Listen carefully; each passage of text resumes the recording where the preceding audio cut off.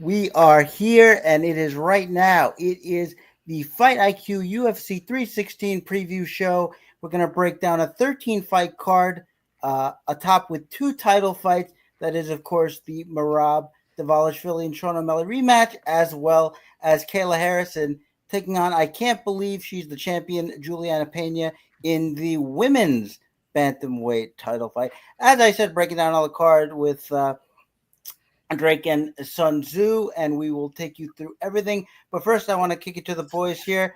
Some early thoughts on the card. I know we have some news going on with the fights, which we'll get to, or you can intro, but just some general fights before we set sail here. Well, I think the first thing, Chris, is like the reason we started late is because there's so much division between the three of us on some of these fights that we actually had a very heated debate, which is why we started 14 minutes late. So I think this is going to be a good show because we're definitely not all aligned in certain key fights, which is going to make this interesting. But look, I would say that this has the potential to be like a B+, A- card, especially after the disaster fire, the dumpster fire that was last week's card, which was like something that I had honestly never seen before. Where the main event is like essentially canceled like 5 minutes before it's supposed to start, which was such a bad luck for, everybody involved. I felt really bad for Erin Blanchfield, and, being that she's from New Jersey, I thought they should have just like lobbed her on to this card, give her a softball fight. Like it didn't have to be, but just say, hey, we appreciate you. You trained, you made weight, and, let's give you a fight in your own state. So, and I'll reiterate, I am going to be there tomorrow. It's very exciting. This is a DraftKings oriented pod. So what's really cool about it is I'll be heading out to the Prudential Center as a +1 of one of the players in the live final for the MMA contest that is tomorrow. The live final first prize is $250,000. And I'll get to what's really cool about it is I'm going to get to meet some of the like real legends of not only MMA, but like DFS, like my buddy Shrek, who I feel like I've spoken to him many years. But I've never actually met the guy. And quite honestly, I'm not even sure I know what his real name is. Like I've actually just called him Shrek for so often, and then of course the GOAT McLovin, if I didn't have bad knees, I'd probably bow, when I met McLovin. So it's going to be really cool. Coach, like a couple other guys, it's going to be really interesting to watch like these guys playing for $250,000. And look, second place at 100K and third place at 60K. That's nothing to sneeze at either.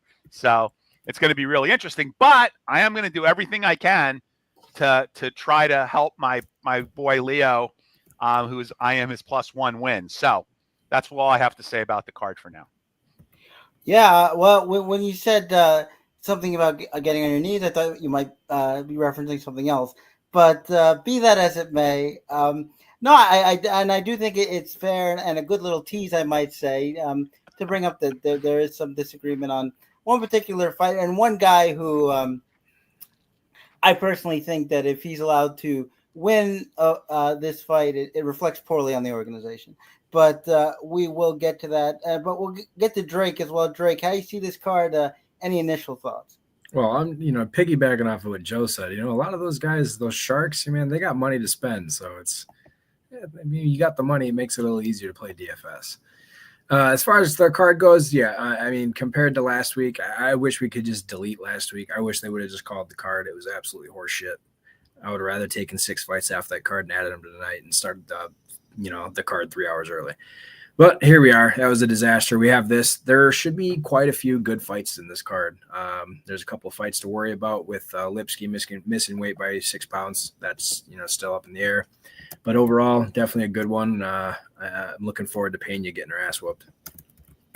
Yeah, that's an interesting one, and we'll get to that too. Not that I'm picking Pena. I'm not, but Kayla Harrison certainly didn't look worth the big price tag in her last fight, and yeah.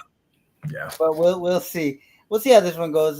Julianna Pena gets a lot of hate, most of it warranted. But in any event, we will see that fight when we get there. And we're going to get there soon. But before we do, I just want to say that if you are interested in subscribing to RotoWire, we have another offer for you. If you want 15% off of any subscription, you use the promo code RWCS15 at checkout. That's any subscription, 15% off RWCS at checkout. A lot of stuff going on. NBA Finals still, if you're interested in NBA DFS. Baseball, of course, in full swing. Football's picking up. Lots of stuff to dig your teeth into. So, again, that is RWCS15 at checkout for 15% off.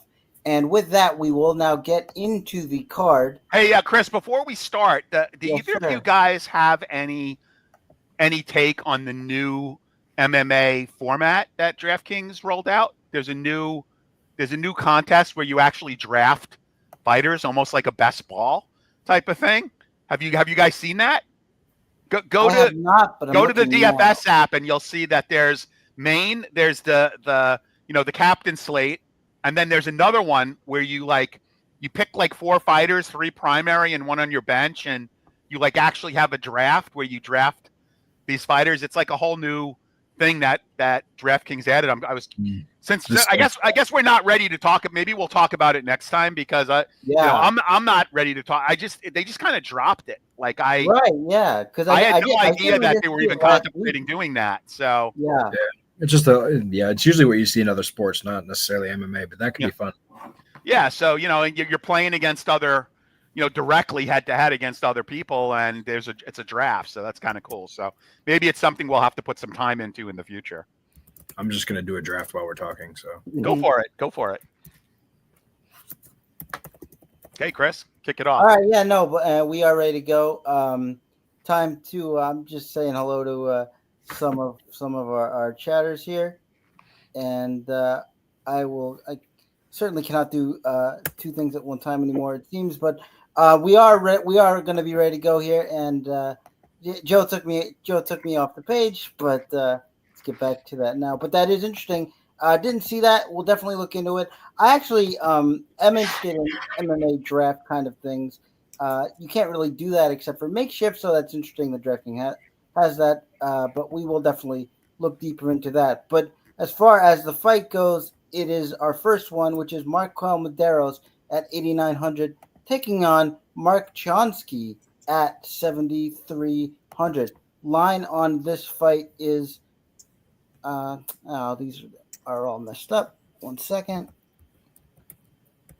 Maderos at minus 171, Chonsky at plus 146 coming back. And I'm going to go ahead and take a spec pick here on Chonsky. Joe is either muted or I'm having trouble. Chris, you did not give the salaries. I swear you did not give the salaries. You did not hear me. You gave the betting lines. Drake, did he give the salaries? I wasn't listening. Okay, he gave the betting lines. I did not hear the salaries. Everybody, please. Okay, you guys, who's wrong? As you were saying, I wasn't giving the salaries. I was giving the salaries. Let's go, Team Joe or Team Chris. You guys, anybody in chat? Because I swear I did not hear the salaries. Joe, we don't need gimmicks to promote this pod. Okay, we're doing just fine. Okay. I read the salaries. It's 8,900 for Maderos, out of control, and 7,300 for Chonsky. And if I may, sir, move on to my prediction. I'm going to go ahead and take a spec dog play on Chonsky here, just because Maderos strikes me as a guy who is a style I don't really like, certainly not for DraftKings and maybe not for the UFC in general. He already has a split decision on his record here, and just a guy who's kind of a slow counter fighter, will kind of go with the speed of the fight, powerful, but, fights at a slow pace, and we'll see ground his opponent. Chonsky, very aggressive wrestler, All-American, 3-time All-American wrestler, fought in Anthony Pettis FC, which I literally didn't know existed, but apparently they've had about 15, 16 events. You didn't know that existed? I see that's in Wisconsin all the time. So good for them. Oh, that's right. Maybe Drake has some good insight there, as that's a Wisconsin-based promotion. But I'm just Pretty sure he's taking from Wisconsin, actually. I'm just taking Chonsky's aggressiveness and wrestling here. Maybe he can run onto something hard, but I hope not. But otherwise, I just like Chonsky's aggressiveness. And if somebody's going to score here, I think it's Chonsky. So first fight of the night, I'm taking the spec pick. Very spec because Chonsky doesn't have that much tape available that I could find. But the ones that I did find, I thought I saw enough to make the speculative play here. I'm going Chonsky. And we're going to start this week. Well, I want to start with Drake now that he might have some inside scoop. So, Drake, what do you see for the first fight? I've actually seen him fight. You're absolutely right. He's very aggressive. He's a phenomenal wrestler. It's almost like you stole my, the verbiage from my article because I've got in there that he's a 3-time All-American Division wrestler. And with that, he had a 76% finish rate and all that, which is pretty damn good for, wrestling in general. But I did take Maderos simply because of the difference in experience and the level of competition that they faced. I do have it noted that Chonsky is an interesting GPP dart throw because if he gets him down to the mat, we could easily see him, Maderos get submitted. So I do think it's wise to pick both sides here, but I have Maderos. Now, when you say he had a finish right there, does that mean like falls he completed inside the wrestling matches? I'm not really sure what it means exactly in wrestling. I'm not. It's not really my thing. Okay, yeah, no, I mean neither. Not to put you on the spot there, but because I don't know much about college wrestling, but I know that it's either points or like, and there can be falls if you get too far ahead, I think. But maybe I'm just going way over my head. The top line is that he is definitely a GPP consideration as far as Drake and myself too. Joe, what about you? How do you see the first fight? Yeah, so I really don't like fights that come off a card and then get added to a card the following week, especially considering like Maderos having to like make weight again. And, I didn't put a ton of time in this fight. Like you guys made a lot of good points. I was obviously going to comment on Chomsky, fighting at Rufus Sport. Training at Rufus Sport and, being I'm not sure what level division of All-American wrestler he was, but having good wrestling chops, Division 3, having good wrestling chops. My issue is that he's only been a professional since 2022, and he's only been involved in MMA since 2020. So the guy is 29 years old, and he's really only been fighting MMA for 5 years. And he's only been a professional for 3. So, I would be tempted to take a shot on the dog. But, for those reasons, I think I just don't love this fight.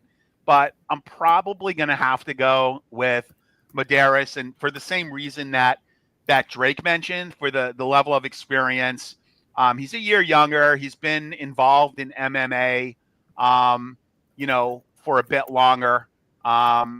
Going back to 2017 as an amateur. He's 10-1. So you've got a 10-1 fighter against an 8-0 fighter. So, on paper it looks decent, but I like that he trains at Factory X. He's got some good training partners there. Rufus Sport, I believe, is more of a striking gym, which is odd because Chonsky is a wrestler. But anyway, in any case, I'm going to probably talked too much about this fight already. I'm going to take Maderos here, but it's very lukewarm. Yeah, I think it becomes more interesting if we are highlighting the dog. I think we all pretty much see the same thing in both fighters, interestingly enough, and it's just a matter of if you think Chonsky could take that step. I certainly understand if you don't, or if you are undecided, because as I said, not that much tape on him, but I think enough to go on to make the speculative play there. But we will move on to the next fight. Now it is Quillian Sal killed at 9,400, taking on Yanal Ash at 6,800. And Joe, those were the salaries. The line on this fight is minus 430 Sal killed, plus 330 Ash Moose. And I don't have a ton to say here. Ashmu is, of course, very aggressive striker. Also can wrestle a little bit. Salkhild, powerful, a grappler himself. Got a nice frame for the division. I just don't think. I just don't see Asmush as very much of a competitive fighter. I mean, he had his good flash knockout in the debut as a big underdog. I don't think he has that again. And then he fought Trevor Peak. I mean, so we all know what I think about him too. He's in the category of a fighter that will come up later who I don't like very much, in my opinion. But I don't see that much in Ash Moose. Yeah, aggressive, but Salkhild, I think, should have the skills and be able to use his frame and get this done. So I'm taking Salkhild. I don't know if this fight finishes, so I don't like the price here. And I think there's more interesting fights up the card as far as DFS, but my pick is Salkhild, and we'll take it to Joe first. Joe, how you see this fight?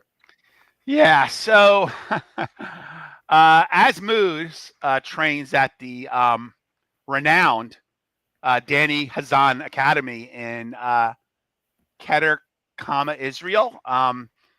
Yeah, it's very renowned. I hear it's like one of the top 15 training facilities in Israel. Sure. I'm being actually sarcastic, guys, so please. I caught it. Yeah, no, I yeah, did. Okay, good for you, Chris. Yeah, so look, I mean, I don't know what kind of training he's getting. I don't know what kind of partners he has. He's making a decently long trip, to come in and fight. I don't think Quinlan is a world beater, Aussie fighter, 8-1. I think both these fighters have identical records. I believe, he at least is as a champion in some organization. What organization? I think he was a champion in an Australian organization. Anyway, seems like he's got a bit more higher level experience. I don't love this fight, but I do think that, Quinlan is going to take it. I don't even know what this is going to look like on DraftKings or how much of this fight I'm going to have, but he is a minus 500 favorite in this fight. So he'll probably get some ownership for that. And, look, he did, have a nice first round win against Jubilee, who's, again, obviously not a great fighter, won a Performance of the Night award, right cross, boom, dropped him.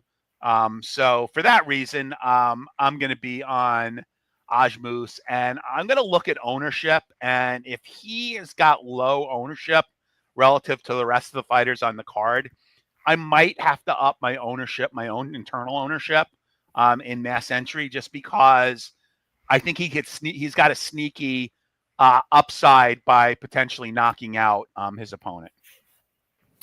Yeah, no, I agree. He could definitely have some upside, and I think of the higher price fighters, there's certainly more well known and obviously more reliably high scorers. So if you do see that and you want to do the little contrarian play there, I think that's pretty valid. Drake, what about you? How you see this fight?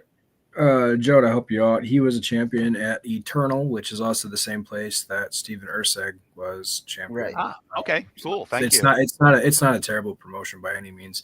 The big thing that I like about Salkhild is he took a lot. He fought a lot before he turned like professional. He had 11 amateur fights before he turned pro. He lost his debut and then he rattled 8 straight. He's a kid that seems to kind of get better with every fight, and if we continue seeing that, you might see a lot of development come out of his skill set. So I do like him a lot in this one. I do think that Ashmo is kind of useless. I'm not really sure how he even got to 8-1, but if Ashmo can get his wrestling going, he might have a better chance here. But I do think Salkhild actually knocks him out. Yeah, so that's 2 knockouts for Salkhild votes for, and here's a third, I think, Joey there. So yeah, if you think that he puts up a big score, I would go with it, because I do think he's going to be at the lower owned, and I just kind of see that I see some kind of wild exchanges here, but I'm not sure that it ends in a finish, but definitely something to consider. But we will move on now, and this next fight is Ju Sang Yu at 9,500, taking on Jeka Saragi at 6,700.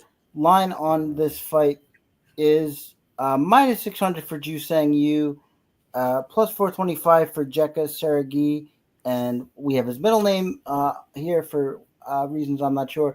But this fight is, I think it's interesting just because it's probably going to end quickly. Jeka Saragi is just incredibly aggressive to the point to where there's no defense whatsoever, and he's either going to get knocked out or knock his opponent out. Jusang Yu is a much more technical fighter, power in his hands. Counter fighter, I think Jeka's going to play right into his hands here. I think he's just going to dart in, and Jusang Yu's going to have a good shot at a knockout here. He can grapple a little bit as well. I like Jusang Yu. Not a lot of finishes on his record, but 2 of his last 3 were won by knockout. I do think he has that power to get this done. So it is knockout dependent, but I feel like the knockout is probably going to come. So I'm on Jusang Yu here. Moderately heavily, I would say, but we will go back to Drake for this first one. How do you see this fight? So I know that there's a few guys that are on Saragi just because of his power. The kid fights, kind of flat-footed if you watch him actually, but he does like to walk forward. I think that's only going to benefit you in this one. There's talks from some people that think Yu is the next big Korean superstar, and I can fully see it. If you watch his striking and just his game, he's so crisp and technical. It reminds you of TKZ. It really does, which is really exciting because he was, I miss TKZ. Let's just leave it at that. But I got Jusang Yu. I really like him in this one, and I really hope he does well in the UFC. Yeah, definitely an exciting prospect to watch. Can definitely see it, and I do think he can showcase. I think this is a good opening fight for him.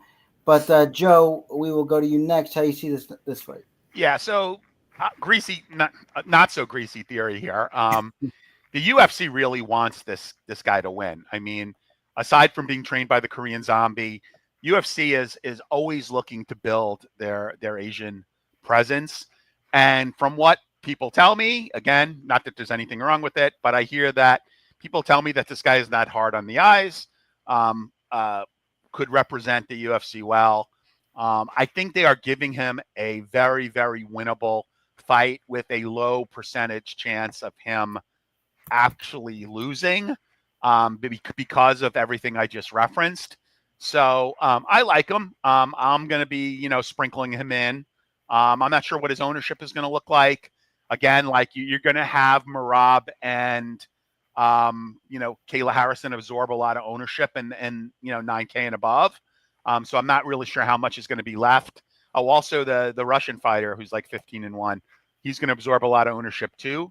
So yeah, I mean, I think there's going to be some opportunity for some of these guys like Quinlan in the last fight, like Sue here, that, are going to be lower owned than they would typically be on a card that didn't have, 2 title fights and star power in the 9K and above range. So I like them. I'll work them into my lineups. I think again, this is a slam dunk that the UFC is giving him.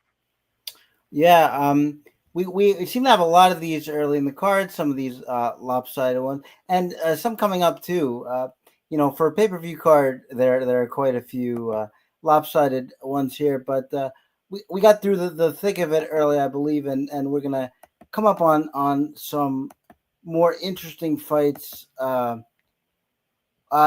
quite now, although this one is a little more interesting. It's Wang Kong at 9,100, taking on Ariana De Silva, formerly Lipsky, at 7,100. Line on this fight is Kong Wang minus 550, Lipsky plus 400. Drake said it in the open, 6-pound weight miss for De Silva, which is, absolutely nuts. We did see that she's been wrestling more often, and wrestling would pretty much be her only game plan here. So I don't want to say 6 pounds was deliberate. We always do like to say that maybe weight misses do favor the wrestler. But Wang Kong, we know how she wants to fight. She wants to march her opponents down. And put strikes on him. Ariane De Silva came in that way, but as I said, much more reliant on the wrestling in her more recent fights. I think this is going to be kind of a stand and bang. I do expect De Silva to wrestle a little bit, but I think this fight is probably going to end in a finish.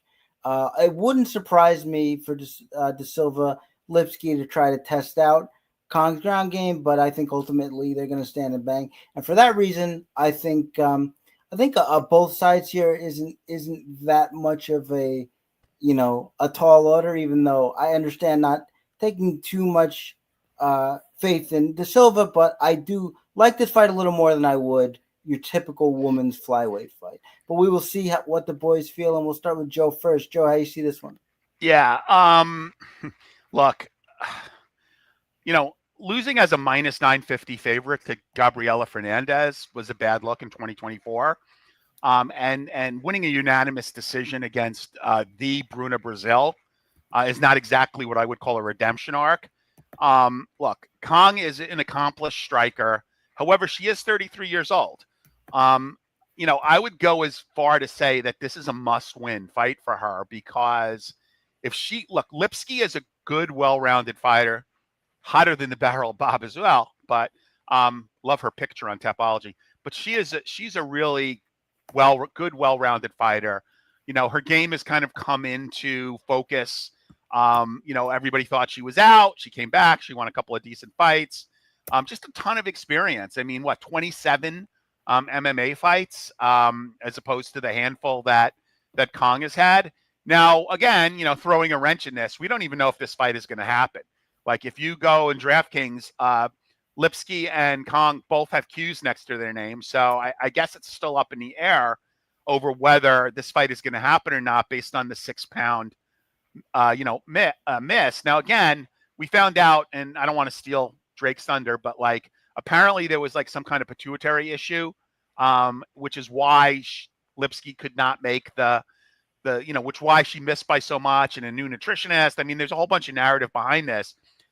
Honestly, and we were talking about this prior to coming on the air, I would much rather have a fighter miss by, under most circumstances, I would much rather have a fighter miss by 6 pounds than have someone miss by half a pound, AKA Macy Barber, because at some point it means you just pretty much stopped trying and you didn't drain yourself and you didn't kill yourself.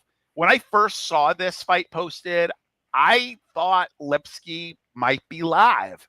Now, again, I don't know what effect this pituitary condition had on her, which makes me like her a little bit less.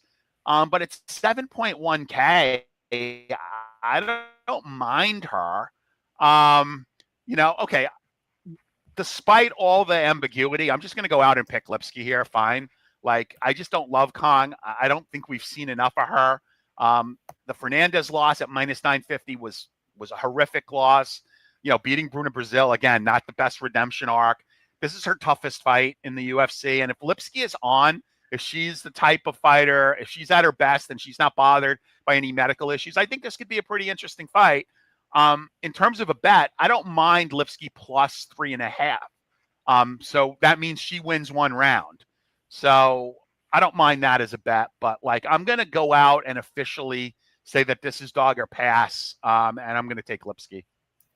Yeah, those bets where a fighter is plus or minus certain rounds on the cards are definitely interesting. I have to look into those. So finishes, of course, negate the whole thing, right? Yes. Finishes yes. Finish. Okay, yeah, no, kind of thought that, but yeah, no, that's interesting. And so is the take. Again, I don't mind De Silva for that reason. I think they're gonna stand and throw, and I think she's got a chance there. And your point that Juang is not tested and certainly lost a fight that she was not expected to is well taken. But we'll see what Drake thinks about this. Drake, how you seeing it? Well, to start, Kong was also a kickboxer prior to the UFC. Not that it, translate a whole lot, but she was an undefeated kickboxer, so it's not like she doesn't have any experience. I am slightly more worried about De Silva's benign tumor, probably more than she is. It's just not a. Wait, Drake, you told us she's a kickboxer, but you didn't tell us who she beat in kickboxing. Well, It's not really a promotion that. No, she beat someone very famous. She beat the current 125. Oh, she beat she beat Shevchenko all the way. I don't know, 2015 or whatever it was. Yeah. But yeah, so I mean, she knows how to box. She knows how to. That's what she's good at. The loss to Gabriela Fernandez, I'm going to write off because we've seen stupid shit happen in the ring. Man, if you could tell me that Lipski was going to come in the way she fought Casey O'Neill, I'd be all over Lipski. I really would. But I worry about what that benign tumor is doing to her. In her last two fights, she looks slowed. And it starts to make sense. I mean, even if it is benign, it still can cause all sorts of health problems. It's probably not something that you'd want to fight with anyways, and that might be why it's questionable. But Lipski or De Silva, she's also, I mean, she got knocked out by the likes of Antonina Shevchenko. She got knocked out by Montana De La Rosa. I mean, Kong's got way more power than her. If this stays on the feet, I can see Kong getting another knockout. Yeah, no, that's a good point. De Silva was put through the ringer, especially early on. And Kong does have more power, might be a little more reckless as well. So all in all, I think a little bit more interesting than the odds, and certainly the salary might suggest, but we will see how that plays out. Right now, we will move to the fight we were alluding to a little bit earlier. We've been sort of talking about one of these fighters, and this is the fight Joe was alluding to earlier. It is Chaos Williams, 8,700, taking on Andreas Gustiffson at 7,500. Line on this fight. It is sorry, these are all messed up in the okay, it is minus 205 for Williams. Andreas Gustiffson plus 175 coming back. For those that don't know, Gustiffson was supposed to fight Trevin Giles 2 weeks ago, or was it last week? Last week. That fight was canceled. I actually recommended Trevin Giles as a knockout play for that card, just because if you've never seen Andreas Gustafsson fight, and let me save you the time, he is an exciting fighter. I said my comparison is early career Justin Gaethje without the devastating weapons. He's a guy who's going to march his opponent down, take all the damage that has to come back to him. He's gotten extremely bloody in some of his fights, so it is an entertaining watch. But he's essentially going to just try to wear on his opponent, try to beat them up in the clinch, try to take them down, and either submit them or pound them out. So he's a fighter who is exciting, but it's just not on this level. And if I thought Trevin Giles had a chance, then Chaos Williams, who is an extreme counterpuncher who has devastating power, if he's just going to march forward, unless he can just sort of hang on like a bulldog and not let go for 3 rounds, and he's got to get there first, I just don't see how he stays conscious. A guy like this, I don't think this is a UFC caliber fighter. I would be surprised if he takes us here. I mean, I know Chaos Williams' overall takedown defense isn't great. I think it's something like 66%, but he's shown a little bit of toughness and stick-to-itiveness staying on his feet anyway. Joe just talked about fights being rescheduled and how he doesn't like that, but he will give you another kind of take here. I just, if Gustafsson wins, fair play, but I think he's going to sleep, and I think it's happening early. I'm all over Chaos Williams, especially at this price. I think the knockout happens. Only getting about plus 140 for the knockout here for obvious reasons, but I think it's as good as play as any, and that is all I will say on the matter. But I'm going to let Joe stew in his juices a little bit, and we're going to go to Drake first. Drake, what do you see in this fight? First, I'm going to start off with I'm going to use Joe's thing against him because he brought up that Kong was 33 years old last fight. Well, Gustafsson ain't no spring chicken either. He's 34. So go through his record. He has not fought anybody. The last guy that he fought when he was on the contender series, the dude that he beat was 9-1. 10-2, whatever it was. Best fighter he's fought. Dude is also 36 years old. So it's whatever at this point. You can go up and down in his record. He hasn't fought anybody. One of the guys he beat at the time was 26-80. The guy's now 27 or 29-87. So that's the type of trash cans that he was fighting. I have no faith in this guy. I wrote in my article that Chaos is my safest bet of the week, and I'll take Chaos everywhere. Yep, absolutely everywhere. All right, Joe. So I'm going to go against my own narrative. Yeah, I'm going to go against my own narrative here. Obviously, look, I think this is not the kind of fight that Chaos Williams wants, because aside from the Greco-Roman, foundation that Gustiffson has, he's very aggressive. I think he's got the strength to muscle Chaos against the cage. Look, this is not going to be pretty, right? This is not going to be a pretty fight. It's going to be beautiful. It's going to end in like 2 minutes. I don't think so. Chaos has got the better pedigree. I get it. Who has Gustiffson fought?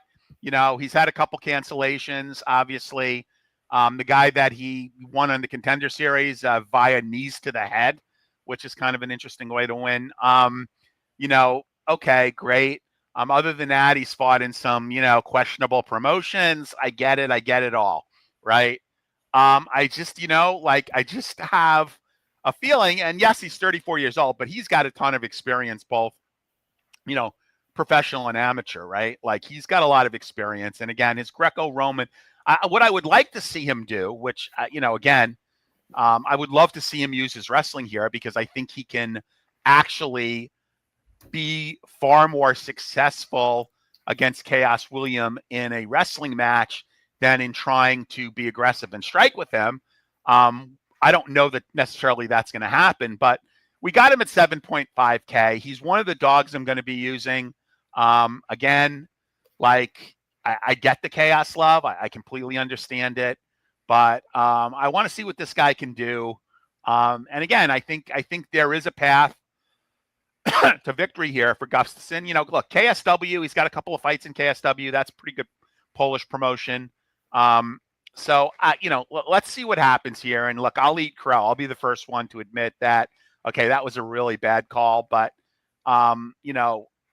he's one of the dogs that I'm going to be playing. He's not my favorite dog. My favorite dog is coming up in a fight, and I'm going to be making a pretty large wager on that dog. But I may throw Gustiffson in a few parlays just to kind of make things interesting. Why would you waste your money? I mean, if you really think about this and you look at how many fighters go into their prime at 30, 31, 32, Chaos was only 31. So yeah, I know. Can I ask you a question though, Drake? Were you picking Trevin last week? No, I was on Gustiffson last week, just because Trevin just does not have enough. He's not active enough. Well, not only that, Trevin's got one foot out the door. Like he's a full-time cop in the San Antonio Police Department, a sergeant, and he pretty much retired after his last fight. So I was on Gustiffson all day and twice on Sunday in his last fight. I just thought it was just not a great spot, either physically or mentally, for Giles. And I don't even know that Giles was hurt. I think he may not have trained. Like, that's my guess. And look, if I'm wrong, I'm wrong. But it just seemed really suspicious that, he pulls out really quickly, and all of a sudden, he's not healthy. I don't know, whatever. But yeah, I like Gustiffson last week. I will agree, this is a far tougher fight for him. Well, Joe, I'm actually a little disappointed. I expected more fire coming back from. I think we kind of convinced him a little bit. Now he's stuck. I think we shamed him into it. Yeah. He's sitting here thinking to himself, "Shit." Well, my ownership is going to be higher now on Williams because you guys are so confident about him. But look, I'm not gonna hedge out of my parlays that I have with Gustiffson. They're pretty small anyway. And look, I'll bury the lead. I told everybody on Twitter that I'm going to give a 300-1 parlay that I personally bet. And yes, Gustiffson may be in that parlay. So don't bet it. Dude, $10, 3,000. Come on. All right. Well, yeah, no, we'll definitely get there. So hang on for that if you are watching. But right now, we will move on to the next fight. It is Sergey Spivvac, 8,300, taking on Waldo Cortez Aosta at 7,900. Line on this fight is Spivvac minus 174, Cortez Aosta plus 149. And Waldo Cortez Acosta is just one of those fighters I don't like. I never have. I know he's won a couple fights in a row here. He just strikes me as not active enough, although he has been in his last couple of fights. Basically, just has his one big overhand right, and that's what he does. He showed a wrinkle wrestling the Taekwondo medalist who is no longer here, and his name actually escapes me, which is how memorable he's been. What was it? Robelis Despania. Despania, that's right. So that was a good wrestling performance. Certainly not his game though, and Cortez Acosta, he still has that regional style to me, kind of like where he just tries to scare his opponents away. Like his opponents will kick his leg and he'll just kind of mean mug and walk forward. And again, he throws the big overhand right. I'm just really not impressed. And Sergey Spivvac is at the very least a fighter who knows what he wants to do in the cage. He's going to try to get his takedowns. He's tougher than it might look. I mean, he has been knocked out before, but only by pretty big punchers. And I wouldn't call Cortez Acosta that. Only 6 of, I think, 13 of his wins have come by finish or knockout. He does have a submission in there as well. But yeah, I'm just not impressed by Cortez Acosta overall, especially as a heavyweight. I expect Spivvac to just get a workman-like performance here, get it done. Cortez Acosta never really faced an active grappler before. I don't know how he'll deal with Spivvac, who's going to be pretty persistent about it.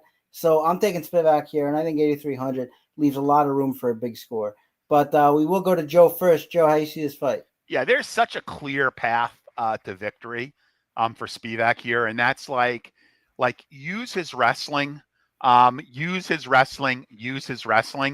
Do not try to get into a boxing exchange with Costa, because he could end up getting hurt pretty badly if he does that.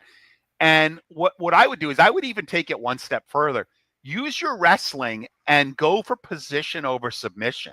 Try to hold him down. That's going to be a boring ass fight, but don't allow him. And again, not that, Costa has a great ground game anyway, but keep a position so that you can hold him down. Don't make mistakes trying to get the submission. Just ride this guy out. Get a takedown each round. Get 10 or 11 minutes of control time and just win that way. Be boring. Again, you realize that Spivvac is only 30 years old. That's the heavyweight equivalent of being carded when you try to buy beer. He's only 30 years old, right? And again, not that Acosta's old. He's 33, right? Heavyweights do tend to fight older, but still, Spivvac, he's fought the better competition. As long as he doesn't have a mental brain fart, and decide, hey, I want to strike with this guy, which would be the epitome of stupidness. He's got a very clear path to victory here, and I like him quite a bit. And his salary is very reasonable. You can fit him in a lot of lineups. Probably one of my favorite mid-range guys to put in lineups, and I don't hate the betting line either. Yeah, no. The only thing I would say there is, we know Spivvac is an aggressive submission grappler, and I would agree that his being Waldo Cortez Acosta's ground game is not good. So I think if he gets an opportunity to do one of his head and arm chokes, he's probably going to get that done. I think a submission play is probably in the offing there, but we'll see how Drake feels. Chris, do you have the betting line on Spivvac by submission? I don't, but I will get it while Drake gives us his take right now. Drake, how you see this fight? I'm switching my pick, actually. I was back and forth. I was back and forth on this fight, and I've been struggling with it because I feel like Cortez Acosta could be so good if he would just be more active. And if you could, he's got power if he uses it. It's just, he's a very confusing fighter. And unless he figures that out, I think he might struggle against almost everybody in the top 15. Spivvac, man, he drives me nuts at times. He just makes so many boneheaded mistakes sometimes. And it is what it is. But if he takes this to the mat, it's his fight to lose. And, I'd really hope that that's his plan. I'd imagine that it would be, but we've seen stupider things. But I am switching my pick over to Spivvac. I think it's especially in terms of DFS, he's by far the better play. He just does need to avoid, trading with Aosta in the pocket. Yeah, and I mean, we saw when he's fought guys like when he fought Derek Lewis, when he fought Greg Hardy, when he fought these guys who he knew had no ground game. He was really aggressive trying to get the takedown, and one was a pound out, one was a submission. But I think he knows the assignment here, as the kids might say, and I think he's going to get it done pretty quickly and pretty convincingly. But now we will move on to our next fight, which is another one of these very farly lined apart fights that I mentioned earlier. It is Azamat Mzakanov at 9,600, taking on Brenson Ribeiro at 6,600. Line on this fight is, and I forgot, Spivvac by submission plus 285. So definitely, I would say not bad on the comeback there. But the line on the Azamat fight is Azamat minus 600, Ribeiro plus 425. I guess the main thing that jumps out at you here is 10 inches of reach for Brenson Ribeiro on Azamat, which is interesting, especially interesting given that he's such a big dog.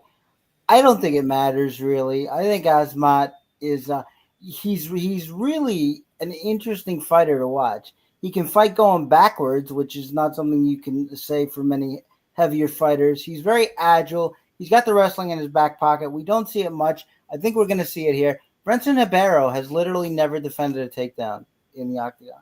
I believe it's 7 for 7. The opponents are. Mm-hmm. So that is so interesting. Last fight, he got a fighter who clearly didn't look ready for the moment, was able to roll him over and Kimura him.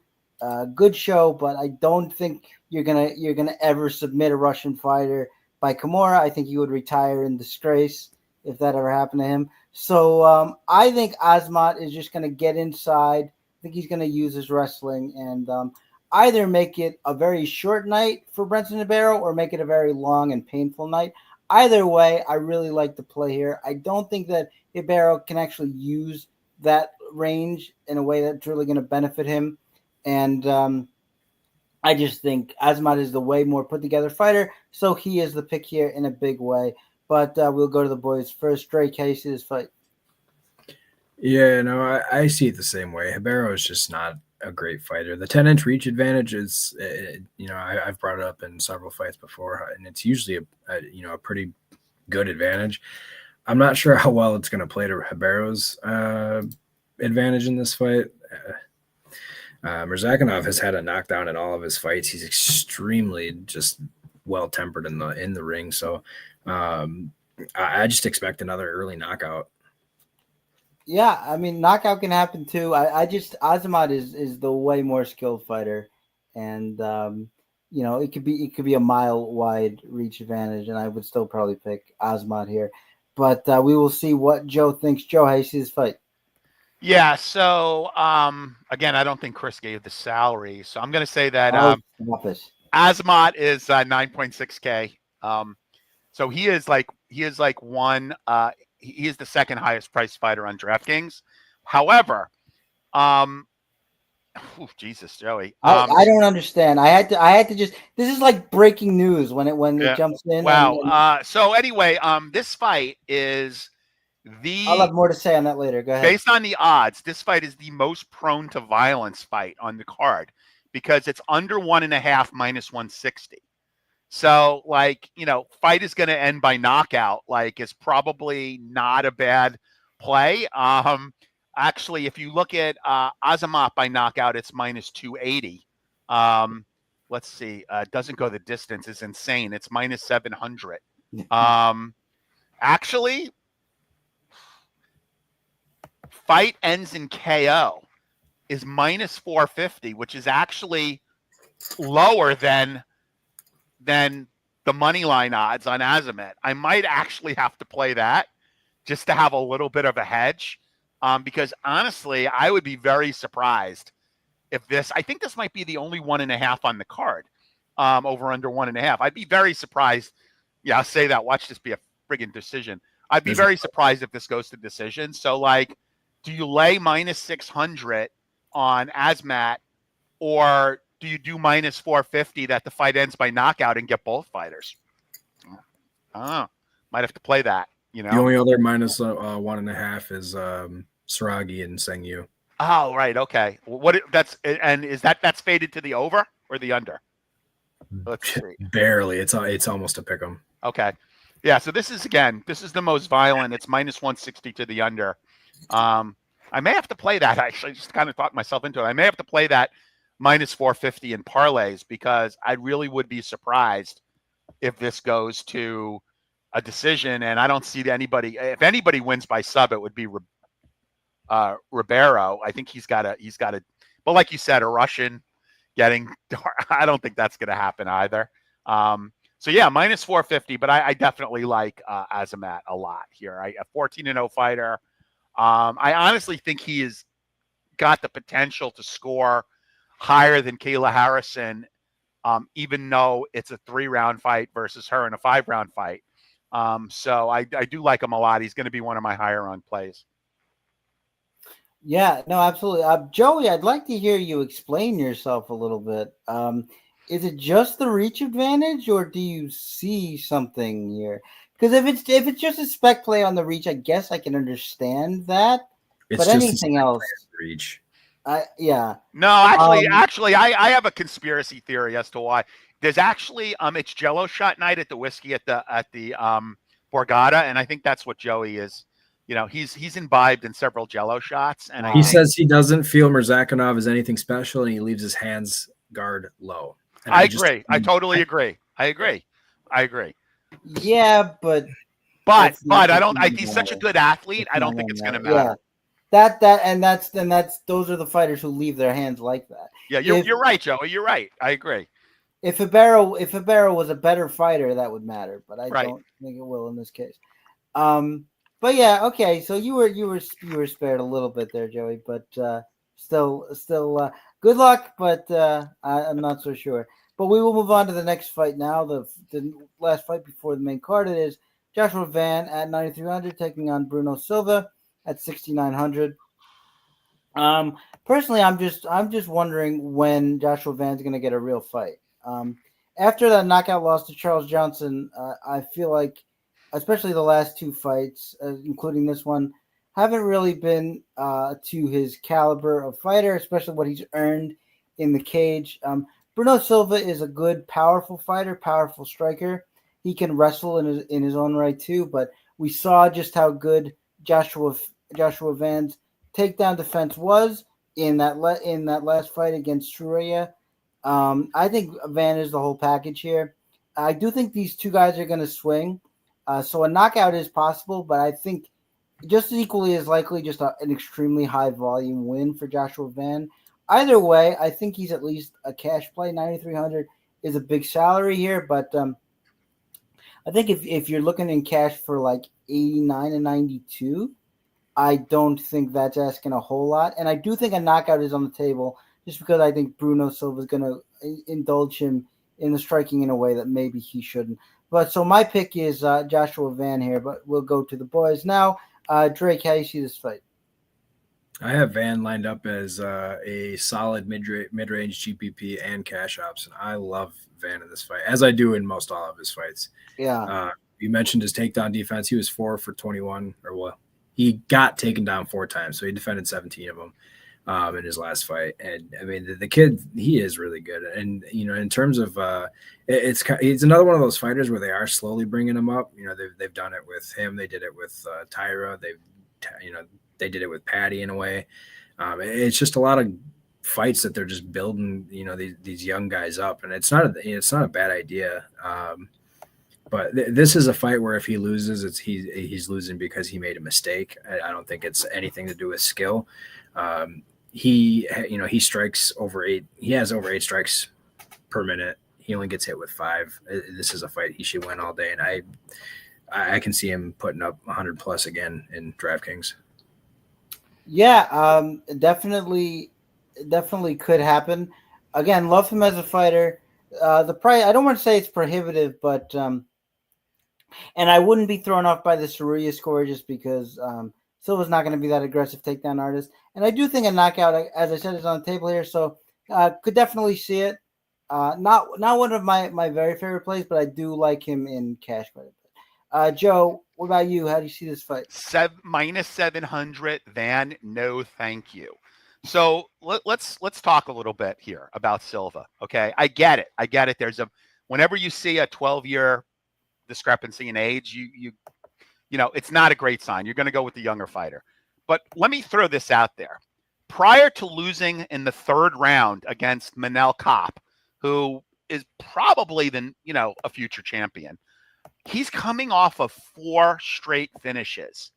2 counter right, round 2, right cross, ground and pound, rear naked choke, and uppercut to ground strikes. Are we really going to count knockouts to JP Bays and Victor? No, not so much. Not so much. You could get in the ring with Bays and knock okay. So Tyson Mann is a pretty good striker. Cody Durden's okay. And he lasted 3 rounds with Manel Kopp. Here's the other thing. Okay. I like his camp. He trains at Fight Ready with Santo DeFranco and Eddie Cha, right? Good camp in Arizona. He's not in some Brazilian fly-by-night camp, right? He's got good training partners. He's got good coaches. I'm confident that they're going to make a plan together. Joshua Van, for all his accolades, has been a decision machine, right? Not only that, tell me, what can you tell me, Drake, about the 4-ounce fight club where Joshua Van trains? What can you tell me about that? I mean, come on, seriously. Okay, I get it. Technically, they have a 15-year vet. Okay. That's where Daniel Pineda. I mean, Daniel Pineda, I'm pretty sure, is the guy that runs it. Yeah, he does. He does. Pineda does run it, right? Okay. So you got Daniel Pineda. Got it. Okay, good. Joshua Van, I get it. He probably could win this fight, but am I going to lay minus 700? Am I going to pay his salary on DraftKings? No freaking way. I could see him winning a decision. He's not going to get any grappling points. The only way he scores is if he gets an early knockout or can knock Silva down several times. But the bottom line is we're talking about decision. Before he got uppercutted by Charles Johnson. So he's coming off of 3 decision wins. He's a notoriously slow starter. I really like, and you want to bet here. Okay. Well, I'm telling you, I'm picking the dog, right? I'm picking the dog. It's dog or pass for me. But what I really like is the plus line on Ribeiro because of how historically slow Joshua Van is put. Now, get this. Plus 3.5, you could get plus 175. I really like that play. If I'm going to take a flyer, I'll take a flyer that maybe Silva wins the first round. Van can dominate the next 2 rounds, get another decision, his 4th in a row, and I still win my bet at plus 175. I'd rather take that. I'd rather take a chance on that play than to lay minus 700. And in all honesty, I don't. I agree, Joe. Wait, what happened? Did he drop out? Yeah. He did. Okay. Even the channel was tired of listening to him. Yeah. the channel wouldn't take it anymore. What I was going to say is, the decisions, but that's kind of a misleading way to describe him. When you would throw 8 strikes per minute, a decision's what you want. Yeah, well, decision against Jordan, 100. Decision against Chairez, 113. Bunez was a knockout. Borjas, decision 106. So, decision, but decision could still get it done in this case. So, Joe knew I was going to say that and didn't have an answer for it, so he just dipped out. He was, ready to not ready to take the heat. So that's all there was there. But while Joe is gone, we can take this opportunity to take a quick break for our audio-only podcast listeners, and we will be right back.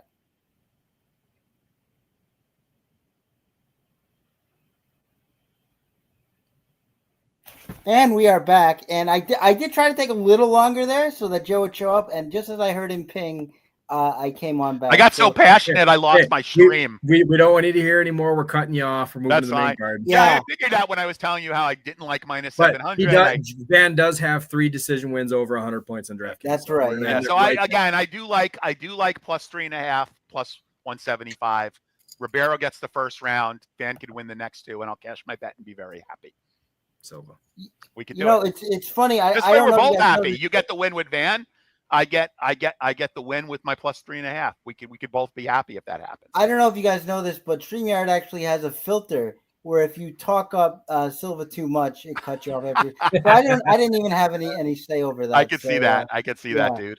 But yeah, I did give our little pause while we were waiting for you to come back. So we are going to move straight to the main card now, and we're going to open with Kevin Holland at 8,800, taking on Vicente Luque at 7,400.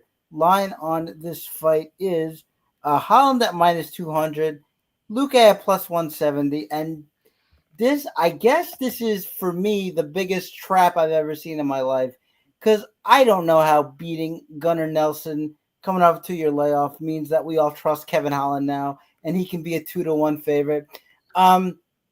Look, he did look kind of reinvigorated in that fight when he did get taken down.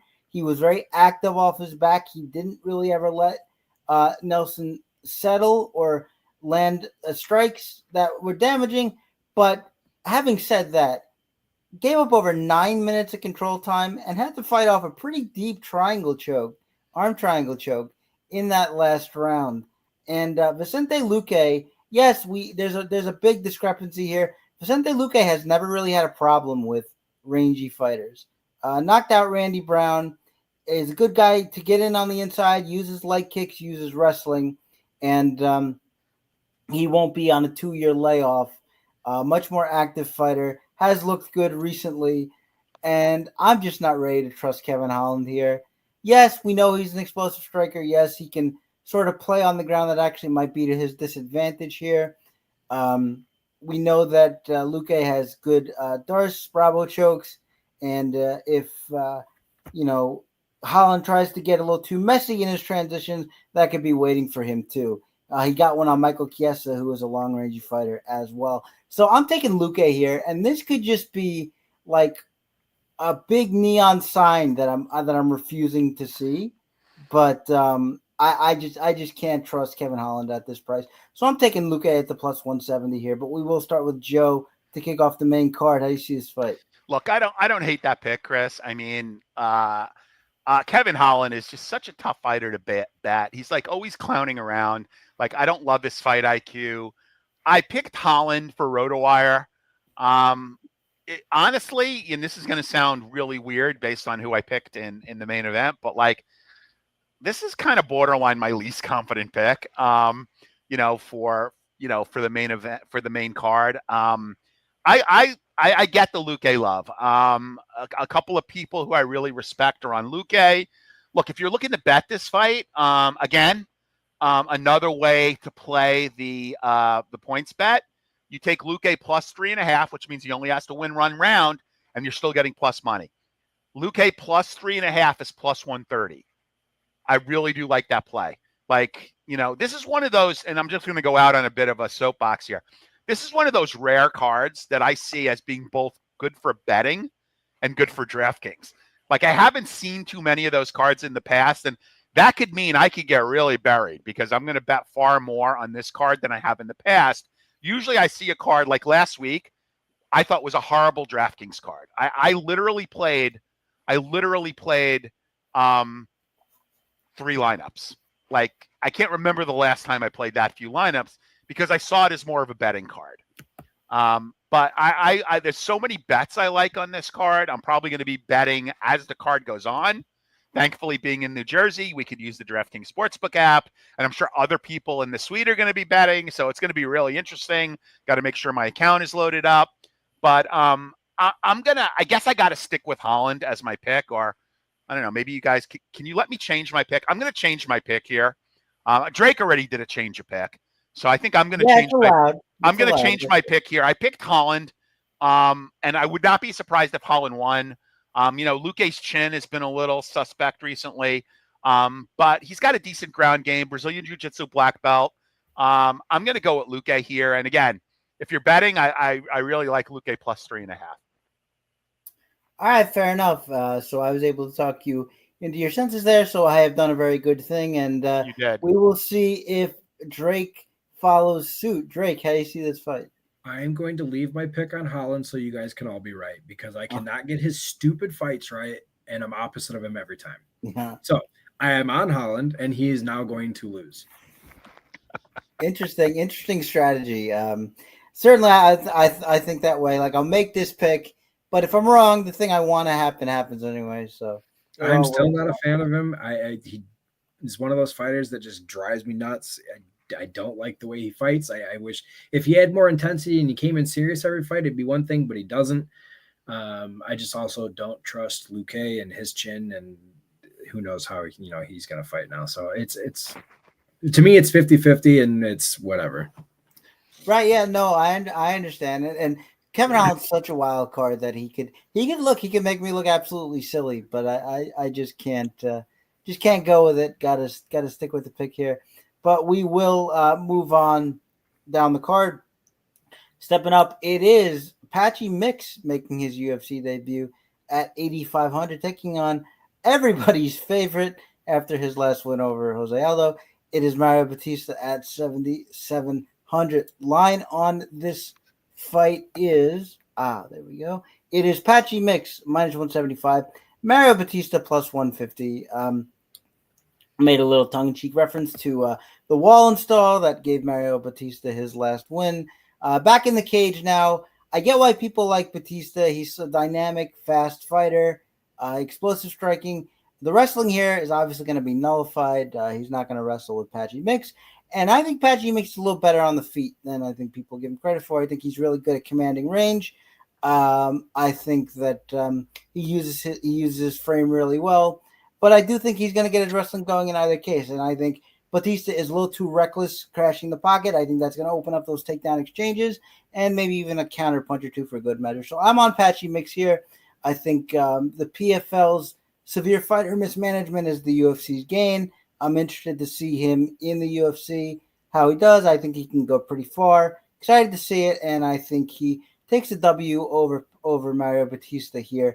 But we will see what the boys think. Drake, how you feel about this fight? Well, I am definitely opposite of you. Not a good strategy most times. Yeah, right. No, it's not that I don't like Patchy. I really enjoy watching him. Watching him in Bellator it's a lot of fun. He's a really great fighter. That said, it's just one of those things when guys come to the UFC, it's a different type of talent. It's a different type of fighting.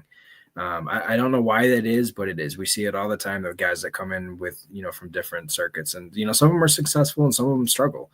Bautista is not an easy fight. He's a really good fighter. You mentioned the Jose Aldo fight, and I blame Merab for that because of Merab, we found out that Aldo just can't get out of a clinch. So that is Merab's fault. But I like Bautista on this one, and I'm actually going to go ahead and bury my lead. And my hot take is going to be a plus 1,800 submission by Bautista. Wow, that is certainly hot. Yes, sir. But yeah, I mean, I understand. I guess the skepticism certainly didn't look amazing in his last PFL fight. We will say that, but I still think he has the chops to get this done. But we will see how Joe feels. Joe, how you see this fight? I love Batista here. I feel that this line should be at worst even. I would even like him if it was flipped. Again, I get he's not the most exciting fighter in the world. I get Patchy Mixes like dating, Tatiana Suarez. Okay, good for him. Acclaimed Bellator product. But look, I think this is like the UFC saying, okay, like we're going to sign you, but you're going to have a real test. Like the competition in Bellator is nowhere near the same level of competition as they have in the UFC. And I'm not saying Patchy Mix doesn't have a path to victory here, but like honestly, I feel that Batista has fought better.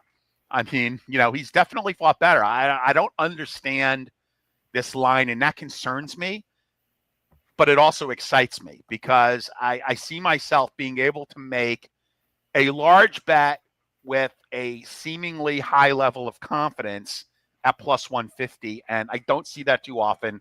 I will tell you that I am going to hedge a bit because the plus 3.5 on Batista is only minus 135, which is not bad. So I could bet the plus 150, and I could hedge that somewhat by also taking Batista plus 3.5. And okay, so he wins around, I get my money back, right? He doesn't have to win the fight. I'll still get my money back. So I'm leaning and going in that direction. We'll have to see how much I do play. I don't think the line's going to get any better, so I don't know that there's a lot of advantage in waiting, to play this. But I'm on Batista here. One of my favorite plays on DraftKings, one of my favorite bets on the slate. And again, I'm taking a pretty hard stance here. I'll be happy to, eat my narrative if it doesn't work. I always do. But I really think Batista's the play here. Yeah, I get where this narrative comes from, where the UFC is the higher level, because they're the high level fighters, but you can only fight who they put in front of you, as they say. I think this started with Will Brooks, how he came in really touted highly from Bellator, and then kind of just stunk up the joint, lost to Nick Lentz, and then it's kind of been a cascade down. A lot of times fighters come in, they're past their prime or they're et cetera, et cetera. Patchy Mix is not that, which makes me more excited to see him. But your concerns are definitely taken. But I do think Patchy gets it done. However, we shall see. But right now we will move on. It is Joe Feifer at 9,200 taking on Kelvin Gastelum at 7,000. The line on this fight is Feifer minus 410, Gastelum plus 310. Never really know what to expect out of Kelvin Gastelum these days. This is a middleweight fight. We know that he's been struggling with his weight for most of his career. And, now I just think he's not really the fighter that he was. He's slower. He's kind of upright. He's still got those quick hands. He still can wrestle a little bit. But I expect Feifer to just kind of pick him apart. I like Feifer in this spot. Kelvin Gastelum's tough. Never been knocked out, certainly never been knocked out in the UFC. So to that extent, could be tough to score him in terms of GPP, tough to roster. But I do like Joe Feifer here. I don't really see a path for Kelvin Gastelum, especially since I don't think he's going to wrestle that actively. And even if he did, I'm not sure how much success he would have. So I taking Feifer.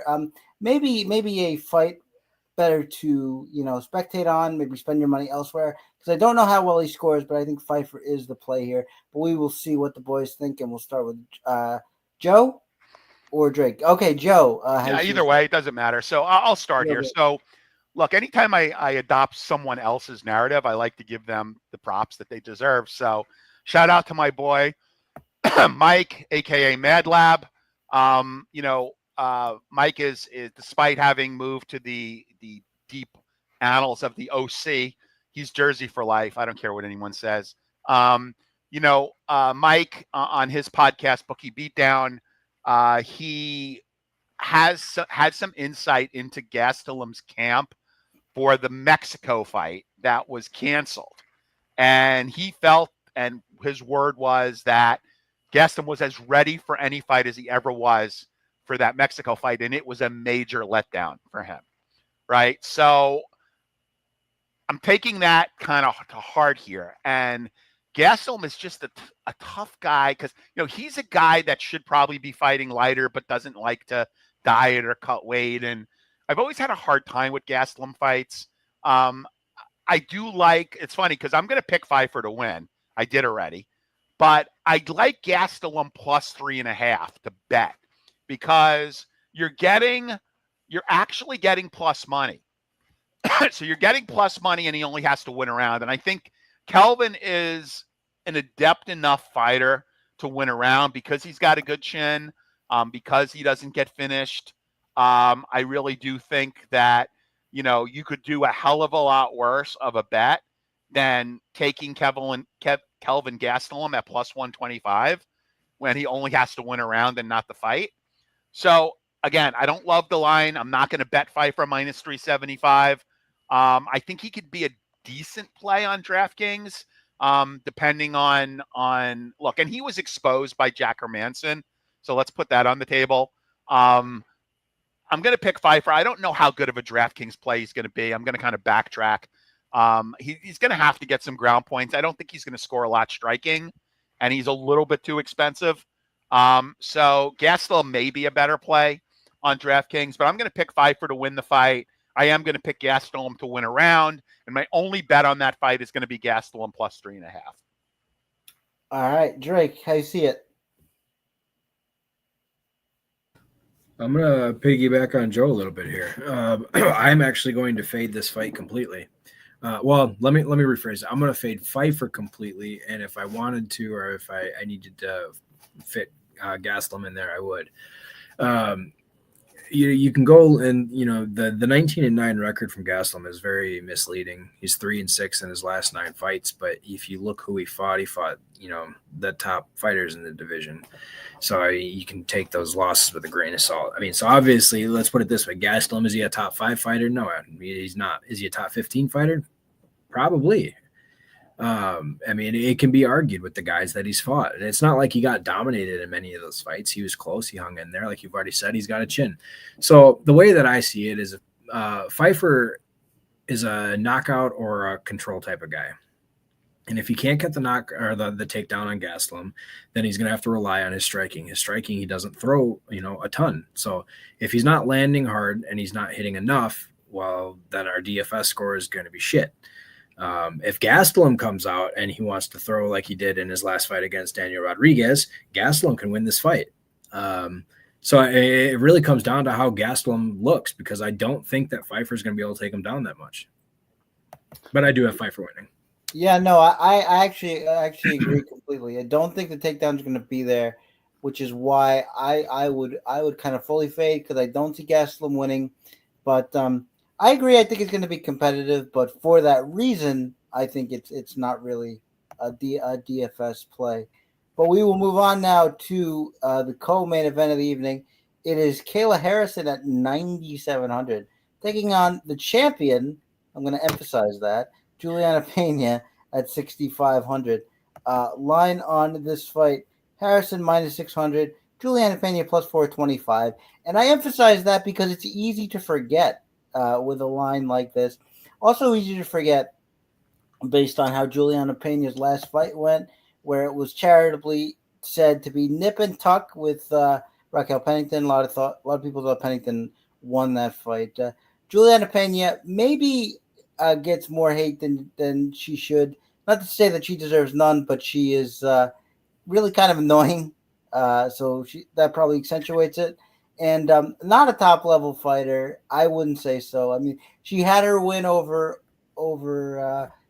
Nunes, and you can say that Nunes just didn't show up. But, I mean, a win's a win. And we've seen Kayla Harrison, especially late. Look, we know that she has a brutal weight cut. She's going to have a brutal weight cut every time coming out of this division. She fought, I believe it was 172 when she was a judo player. So that's quite a cut she's making. We know she's had struggles with it already. We know that she slows down. Even in the third round of her last fight, was slowing down a little bit. And the striking just doesn't look good. Not that Julianna Pena's does, but we know that she has a jab at least. That's the weapon she used against Nunes. I tend to think that Harrison is just going to be too physical. 23% takedown defense for Julianna Pena. That really can't be the thing, and she might not need more than a couple.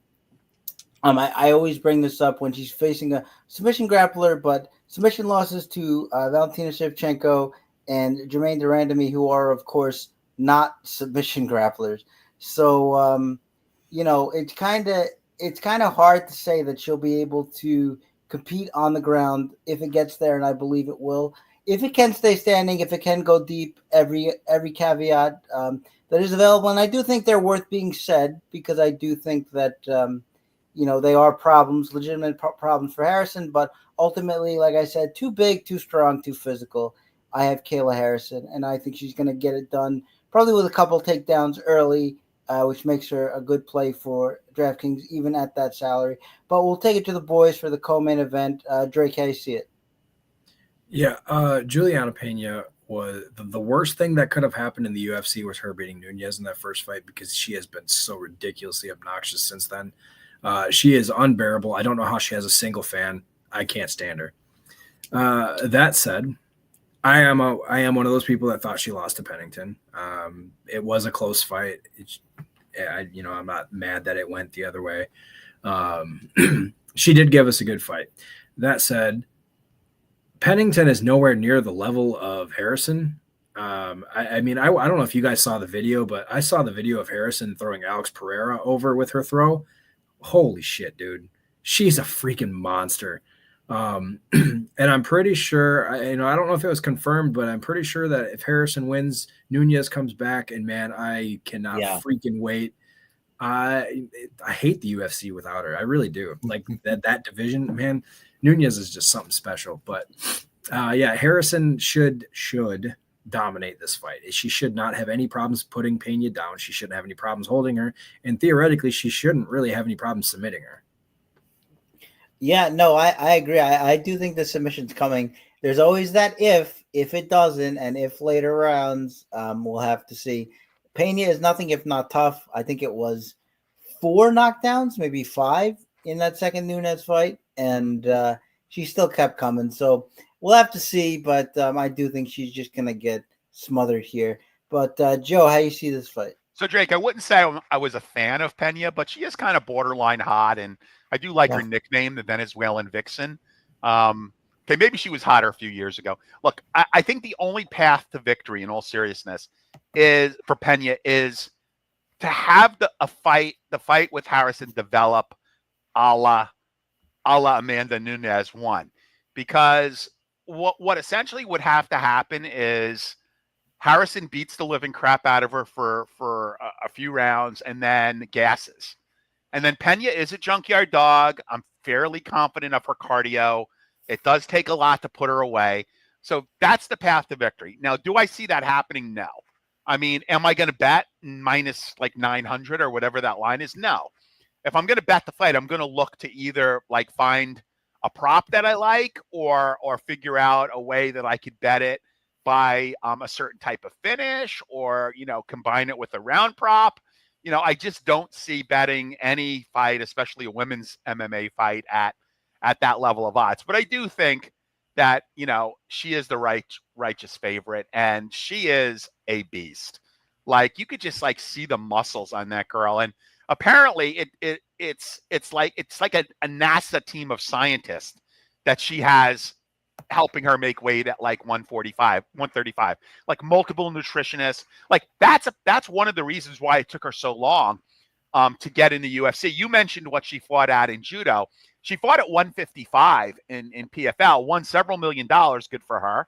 But like the whole idea was that, the 145 division was a bust, and there was no way that she could make 135. Absolutely no way. Now, apparently, like, she figured out a way to do it. Now, she didn't look great at weigh-ins, but if you saw the ceremonial weigh-ins, she actually looked okay. Like, she looked like she rehydrated. She got all her vigor back.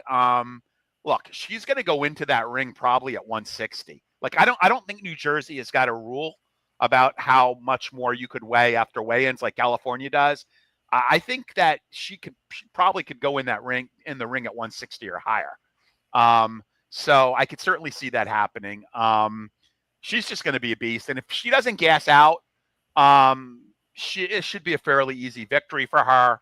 The only slim hope that I'll give to Pena, and why, if you're playing 150 lineups, you may want to have 1 or 2 or 5, whatever, of Pena, is the chance that, she does in fact gas and Pena just kind of survives.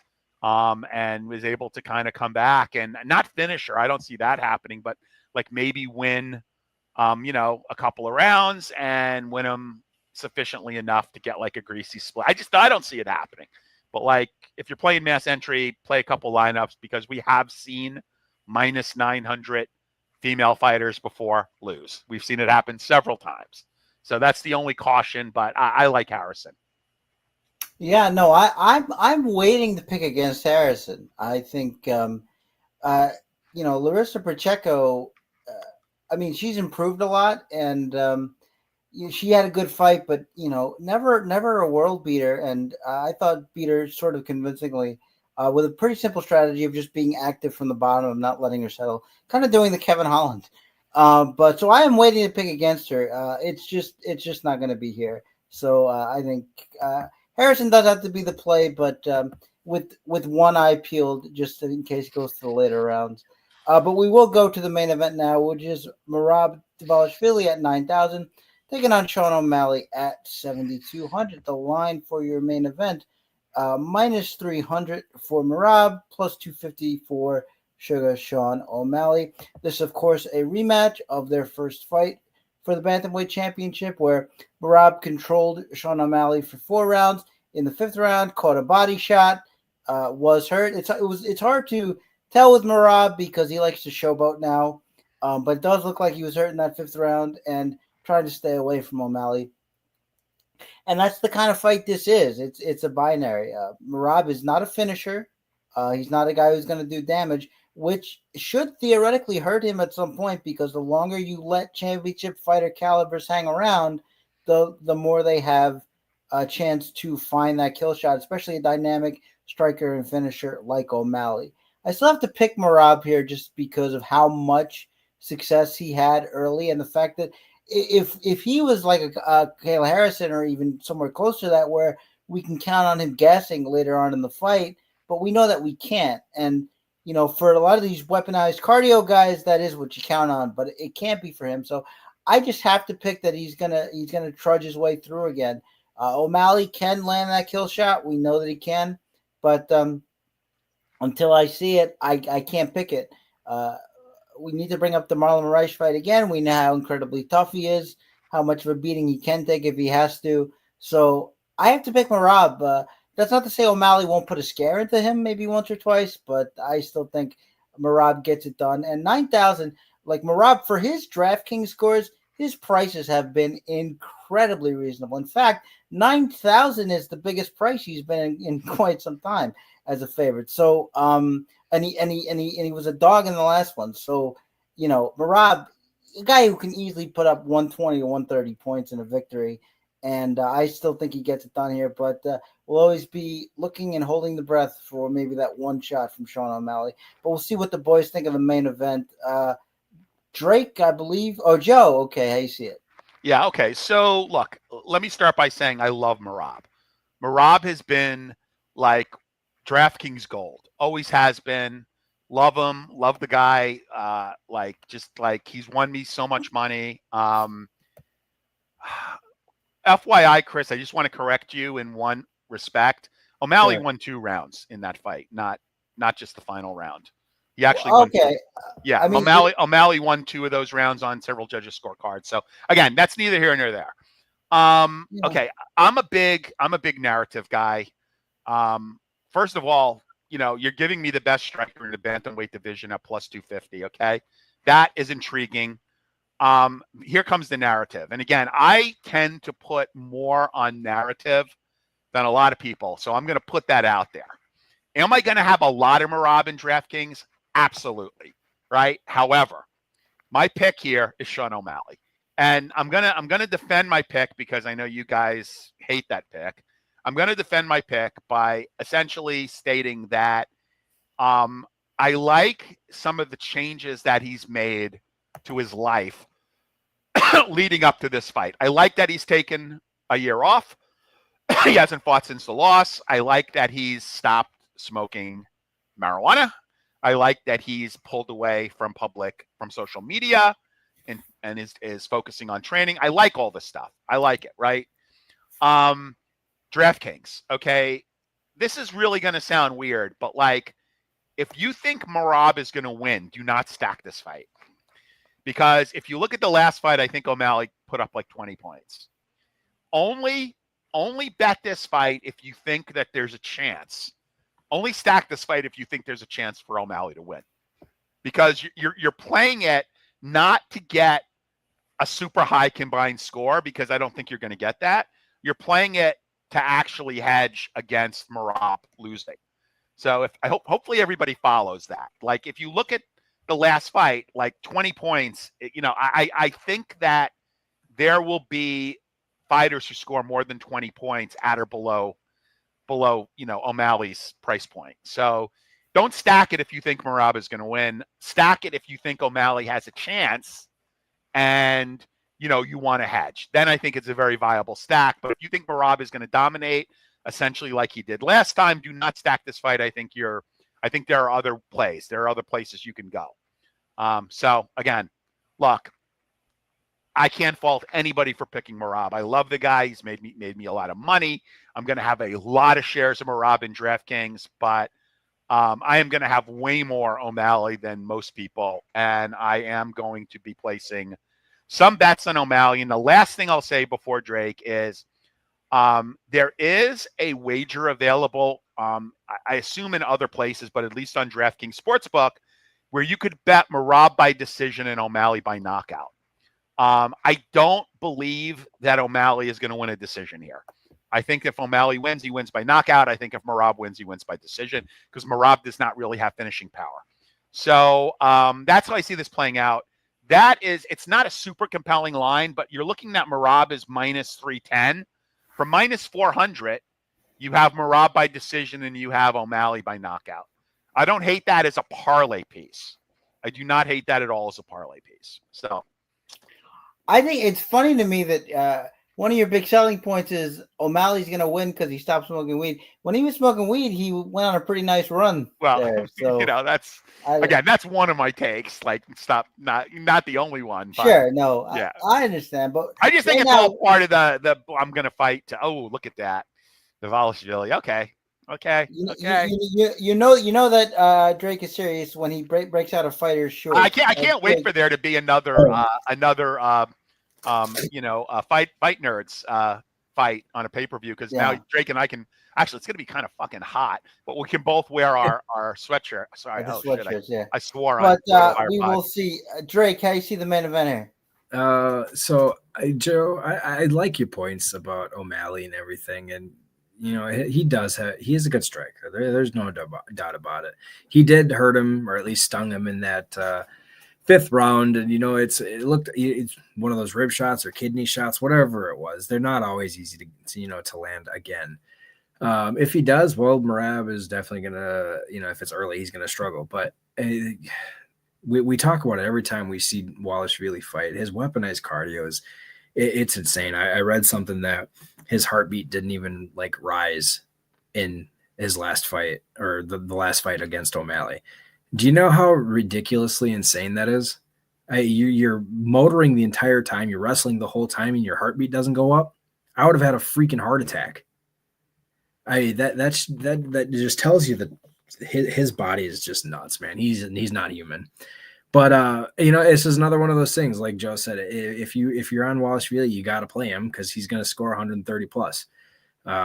If you think that O'Malley can pull off the knockout, both guys could score well at that point, because O'Malley or Dvalishvili, I don't think we're going to see a first round knockout. I know both guys are taking this fight really seriously. Dvalishvili said he came out and said he wants to make sure that there are no questions in this fight, and he is not going to give the belt back. I think he's taking this fight a lot more serious than he did the first time, which is huge. And after the performance he had against Nurmagomedov, there's just no doubt in my mind that he wins again. Yeah, I tend to agree. To me, the way that you look at this fight is O'Malley with the puncher kicker chance, and he does have it.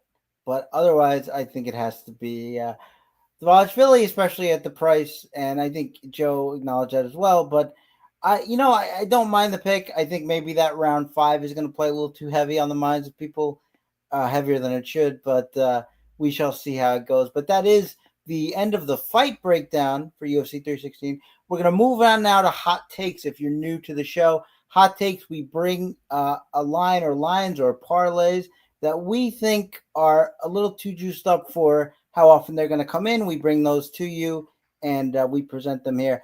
And I know that Joe has been chomping at the bit to get one of his mega parlays in, so I will give him the floor right now. Oh, and before I do that, I should say, hot takes in the chat. If you want me to display them here, we will display them and talk about them. But otherwise, Joe, go ahead. So only because I led with this on Twitter, and again, this is a $10 play for me. So like this is money that I'm not going to miss if I lose. But it does pay 300 to 1. So again, I know that Drake and Chris are going to disagree with many of these picks, but here goes. I got Gustiffson plus 150. I got Batista plus 150. I got O'Malley plus 230. I got Spivvac minus 135.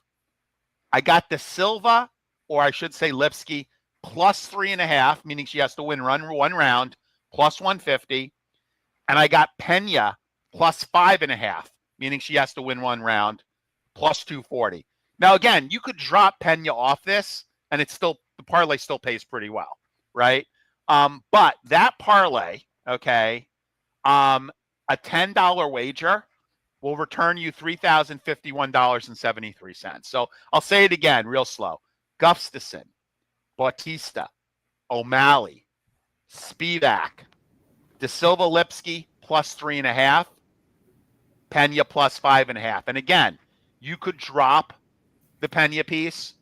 You could even drop the Lipsky piece, and the parlay still plays fairly well. Or you could like do $1 or $2 round robin if you wanted to. Right? There's a couple different ways you can play this, but I invested a grand total of $10 to get 300 to 1. So and it's $10 he's going to lose because Gustiffson's going to be his first loss. Yeah. And that's very possible. And you know what? Really. If Gustiffson loses, I may buy back in.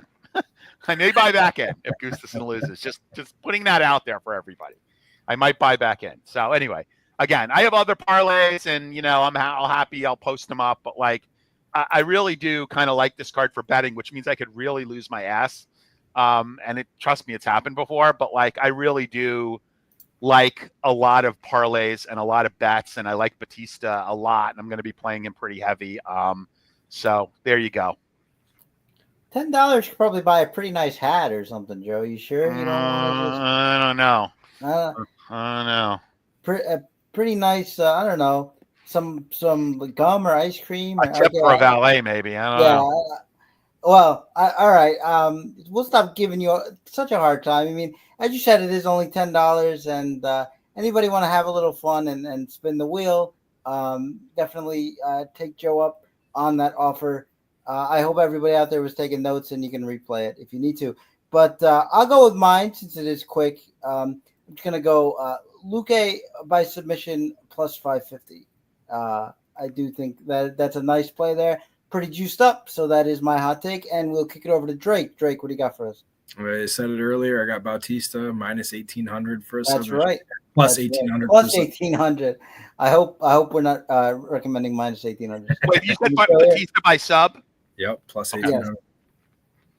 Okay. I think that one is on par with some of Joe's picks personally, but we shall see how that works out there. But always like it when there's drama. Makes for an interesting night in the DMs, and we will be on Twitter to take you all through the fights individually as well. But that is it. I don't see any hot takes coming in, so we'll end it right here. Thank you all so much for watching. Hit the like button, subscribe, helps us out a lot. We're here doing this every pay-per-view card, so definitely come give us a shout every Friday of every pay-per-view per month. And otherwise, we will see you for the next one, and good luck in your contests. Peace.